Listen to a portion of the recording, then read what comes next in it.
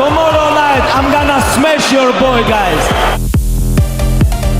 Greatest UFC fighter are you allowed to say, in your opinion? It's tough for you to say because you do this, but who do you think is the greatest of the fighters? There's a lot of arguments for who's the greatest of all time. You know, John Jones, most people would say is the greatest of all time, never lost. There's certainly a really good argument for that. There's another argument for Georges St. Pierre. I always leave in BJ Penn in his prime, Anderson Silva in his prime. Mighty Mouse. People forget about Mighty Mouse because unfortunately he's a smaller guy. He's 125 pounds, flyweight champion. He's one of the greatest expressions of mixed martial arts I've ever seen. I think to this day. And Khabib? What about Khabib's Khabib? fantastic.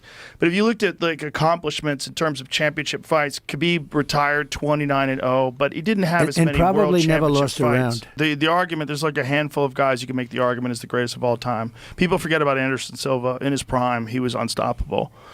But that's Anderson the thing is, Silva. and then there's Fedor Emelianenko, who fought in Pride. In his prime, he was unstoppable.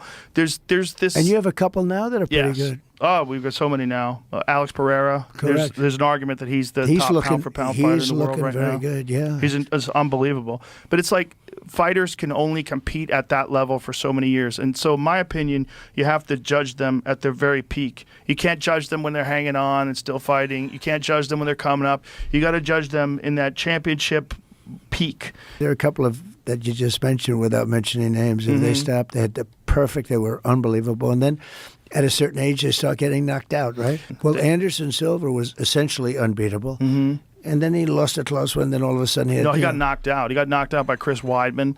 Please tell these guys, let's go with your chicken.